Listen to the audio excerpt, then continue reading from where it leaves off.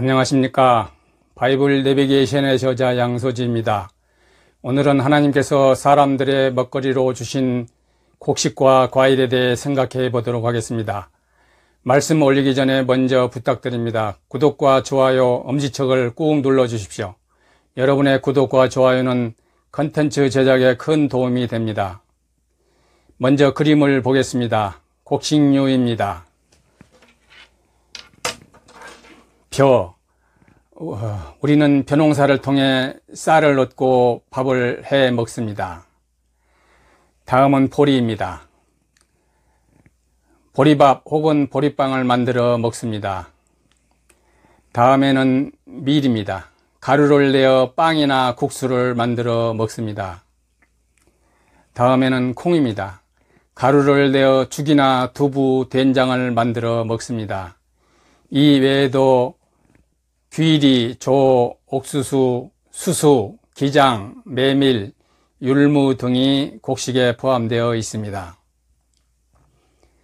다음 그림을 보겠습니다. 과일류입니다. 사과입니다. 사과는 과일의 왕으로 불리웁니다. 담스럽지요? 다음에는 배입니다. 달고 시원한 맛으로 유명하지만 한방 재료가 되는 귀한 과일입니다. 다음에는 복숭아입니다. 여름 과일의 여왕 무릉도원을 떠오르게 하네요. 다음에는 포도입니다. 세계적으로 가장 많이 재배되는 과일이며 와인의 재료가 됩니다. 우리가 사는 지구상에 있는 과일의 종류는 이루 헤아릴 수 없을 정도로 많습니다. 과일들은 에덴 동산에 지천으로 널려 있었으며 사람과 동물들을 번성하게 하는 주요 먹거리가 되었습니다. 그러나 앞에 열거한 곡식들은 아담과 하와가 에덴 동산에서 하나님께 죄를 짓고 쫓겨난 이후에 등장합니다. 창세기 4장 1절 이하 기록을 보면 아담과 하와가 두 아들 가인과 아벨을 낳았는데 아벨은 양치는 자였고 가인은 농사하는 자라 했습니다. 가인은 농부요, 아벨은 목동이란 말입니다. 이와 같은 사실은 인류의 생업인 목축업과 농업이 그때부터 시작되었다는 확실한 역사적 기록이며 증거이기도 합니다. 앞에서 보여드린 벼를 비롯한 여러 곡식들은 사람들의 주식 재료입니다. 그리고 사과를 비롯한 여러 과일들은 부식 재료가 되겠지요. 그럼 주식과 부식 그 비중을 비교하면 어떨까요? 당연히 주식이겠죠. 사람이 힘을 내어 일하고 건강하게 오래오래 연명하기 위해서는 주식이 필수적입니다. 곡식류에는 힘을 내게 하는 탄수화물이 주를 이루고 있으므로 삼시세끼에 꼭 필요한 먹거리죠. 부식은 건강 보조식품처럼 곡식류에 부족한 영양소를 보충해 줍니다. 과일류에는 여러 가지 비타민이 내포되어 있습니다.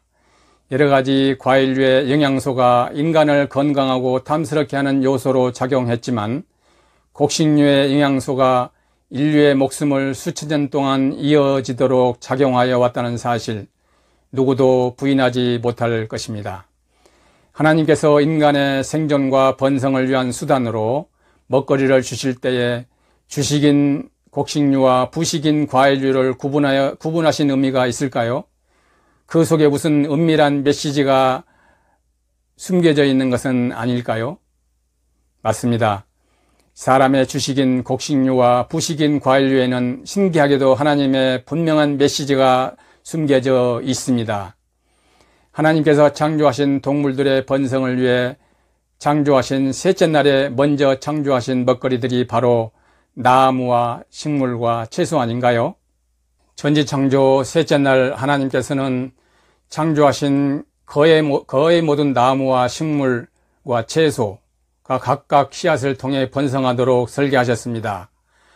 씨앗마다 생명을 품도록 하였다는 뜻입니다. 다시 말하면 씨앗 하나하나의 끝에다가 생명의 장치를 숨겨 놓으셨는데 이 씨앗 속에 장치된 생명이 어느 날 때가 되면 물과 토양과 공기를 만나 적응하여 발화하고 짝을 틔우고 번성하여 무성하게 되는 것입니다. 각종 식물의 씨앗 속에 숨겨진 이러한 생명의 장치는 곡식류에도 과일류에도 그대로 적용되어 있습니다. 논밭에 곡식을 뿌리면 씨앗 끝에 숨어있던 쌍눈이 발화하여 수십 배의 결실을 가져오는 것이죠. 과일도 마찬가지입니다. 과일 씨앗 끝에 숨겨져 있는 쌍눈이 발화하여 아름드리 과일나무로 성장하게 되고 수천 배의 결실을 가져옵니다.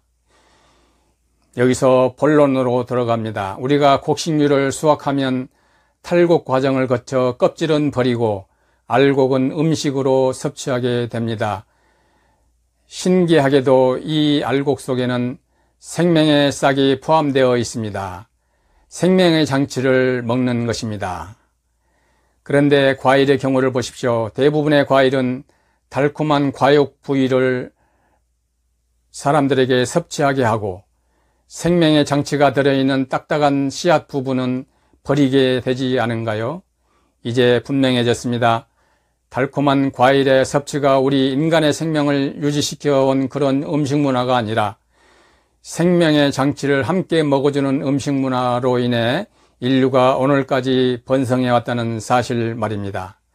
다시 정리하면 과일의 과육만 섭취하는 달콤함이 인류의 생명을 보존시켜 온 것이 아니라 생명의 장치인 곡식의 씨눈까지 함께 섭취하는 음식 문화가 인류의 생명을 오늘까지 보존시켜 왔다는 사실입니다. 어떤가요? 참으로 놀라운 사실 아닙니까? 이제까지는 사람의 육신에 관해 보존 법칙을 이야기했습니다. 여기서 우리는 영적인 이야기를 해야 합니다. 사람이 다른 동물들과 본질적으로 다른 이유는 영혼을 품고 있기 때문입니다. 이제까지는 사람의 육신이 살아가는데 필수적 음식 재료인 곡식들이 생명의 장치를 품고 있고 그것을 곡식과 함께 섭취하여 인류의 생명을 살리는 법칙에 관해 살펴보았습니다. 사람은 육신과 영혼의 세계를 동시에 갖고 있습니다. 그래서 만물의 영장이라고들 합니다. 영혼에는 살리는 양식이 있습니다. 사람의 영혼을 음식물로 살릴 수 없습니다. 천지창조 때 하나님은 영혼을 살리는 말씀을 섭취하면 살 수 있도록 사람을 설계해 놓으셨다는 사실을 아십니까? 세상에는 여러 종교가 있고 저 세상 곧 사후 세계를 말하는 종교도 있습니다. 이 세상 어떤 종교의 가르침 그리고 위인들의 명언이나 격언, 말씀, 교훈 그런 것들은 세상을 순화시킬지 모르나 세상 에덴 동산에서 죽은 아담 후손들의 영혼을 살려낼 수는 없습니다.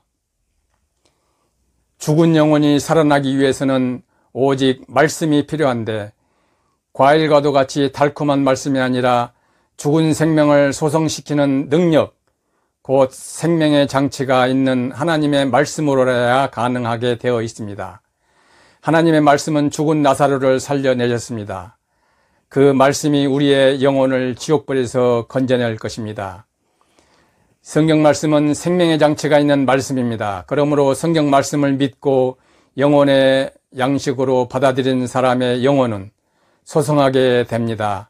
그 영혼이 사망에서 생명으로 옮겨지게 되는 것입니다. 시편 19편 7절 8절을 읽어보겠습니다. 여호와의 율법은 완전하여 영혼을 소성시키시며 여호와의 증거는 확실하여 우둔한 자를 지혜롭게 하며 여호와의 교훈은 정직하여 마음을 기쁘게 하고 여호와의 계명은 순결하여 눈을 밝게 하도다. 시편 19편 7절 8절 말씀이었습니다. 그럼 오늘의 곡식과 씨앗에 대해서 도표로 다시 한번 생각해 보도록 하겠습니다. 곡식과 과일은 씨를 품고 있습니다. 그래서 씨 속에는 씨눈이 있습니다. 그런데 곡식은 이 씨눈을 씨눈채 섭취하게 됩니다. 곧 생명의 장치인 이 씨눈을 섭취한다는 뜻이죠. 그러나 과일을 보십시오. 과일은 이 달콤한 부분, 과육은 사람에게 내어주지만 이 씨는 사람이 섭취하지 않습니다. 이 씨 속에 생명의 장치가 있는데 말입니다. 이걸 통해서 우리가 배울 수 있는 것은 바로 생명의 장치를 먹는다는 사실입니다. 이 세상의 모든 교훈, 그리고 좋은 달콤한 말, 달콤한 가르침, 이런 것들은 생명이 없습니다. 하나님 말씀만이 생명이 장치가 있기 때문에 그 말씀을 받아들이면 우리 영혼이 살아나게 됩니다. 오늘은 여기까지 말씀드리겠습니다. 감사합니다.